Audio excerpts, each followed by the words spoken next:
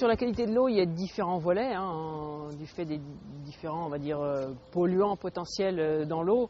Les volets sur lesquels on a le plus de données, c'est les volets azote, phosphore et produits phytosanitaires. Ce sont ceux aussi qui intéressent le plus l'agriculteur, on va dire, dans ses activités quotidiennes, et aussi d'éventuelles réglementations. On dispose de références sur la partie azote qui montrent principalement des résultats assez contradictoires, c'est-à-dire que sur certains essais, certains sites, il y aura un petit effet positif en faveur d'une réduction des pertes par lixivation, donc des pertes de nitrate, des pertes d'azote en technique culturale sans labour, qui sont principalement soit du semi-direct pur, soit un travail superficiel sur une dizaine de centimètres. Mais on a aussi un grand nombre de situations où il n'y a pas de différence entre les deux situations, qu'on soit en labour ou en absence de labour. Lorsqu'il y a une réduction de la quantité de nitrate du fait d'une technique sans labour, d'un semi-direct par exemple, on ne va pas passer à moins 50 kg d'azote par hectare et par an perdu. Les écarts sont entre 0 et 10 kg d'azote, donc c'est des quantités relativement modestes qui néanmoins sont quand même mesurées significatives dans un certain nombre de sites. Le phosphore se retrouve, lorsqu'on fait des apports sur les parcelles agricoles, se retrouve forcément concentré en surface lorsqu'on fait en absence de retournement, lorsqu'on ne fait pas de labour. Il y a une concentration des apports en phosphore, puisque le phosphore, à la différence de l'azote, ne migre pas dans le sol. Avec l'eau, il bouge très peu. Il bouge très peu dans le sol avec l'eau. Il reste fixé à la face solide du sol, aux particules de terre. Comme il est localisé en surface, dès qu'il y aura des épisodes, on va dire, d'érosion ou de ruissellement, forcément la terre de surface c'est celle qui est la plus chargée en phosphore, donc qui va pouvoir partir vers les ruisseaux, vers le réseau, ce qu'on appelle le réseau hydrographique, et donc enrichir les eaux avec des problèmes éventuellement d'eutrophisation. Tout ce qui va permettre de limiter le ruissellement va permettre de limiter aussi le transfert de phosphore vers le réseau hydrographique. Donc là, dans un certain nombre de cas, on a pu le voir sur les résultats des travaux sur le ruissellement présenté par un autre collègue, que les techniques culturales sans labour peuvent être un moyen pour limiter le ruissellement, moyennant d'autres conditions aussi. Ce n'est pas que l'aspect sans labour qui permet de limiter le ruissellement. Moyennant l'utilisation effectivement de techniques culturales sans labour, ce qui peut permettre d'améliorer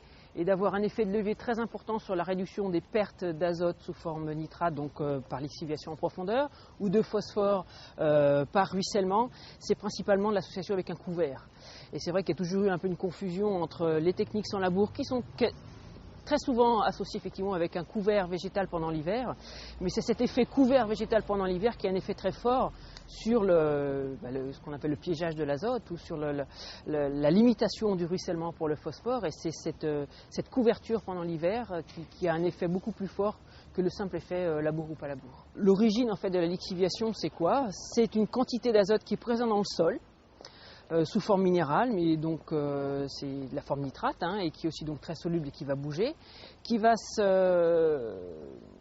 dont sa quantité va pouvoir être augmentée par l'apport d'azote, par la minéralisation du sol. Le sol va produire de l'azote minéral, les molécules organiques vont se dégrader sous l'action des micro-organismes pour former de l'azote ammoniacal et ensuite du nitrate.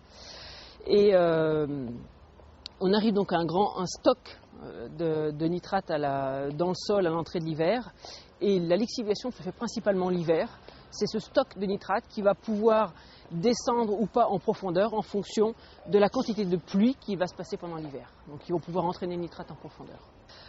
On a pu voir dans les références bibliographiques, dans les travaux réalisés, que le labour ne modifiait pas, où l'absence de labour ne modifie pas d'une façon très importante les différents autres postes du cycle de l'azote, à savoir la minéralisation.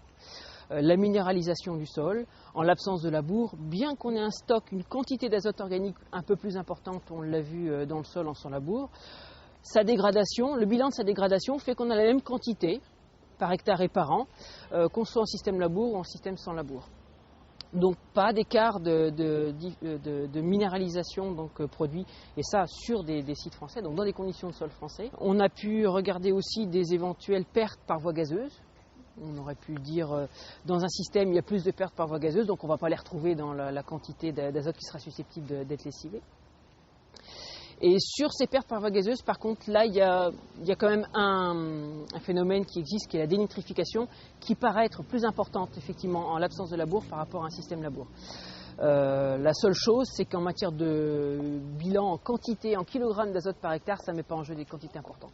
C'est effectivement toujours dans le même sens, toujours dans le sens d'une perte gazeuse supérieure en l'absence de labour, parce que plus de dénitrification, parce qu'un peu plus d'eau en surface dans le sol pendant l'hiver, et parce que moins d'oxygène en surface aussi dans le sol. C'est ça qui provoque cette dénitrification.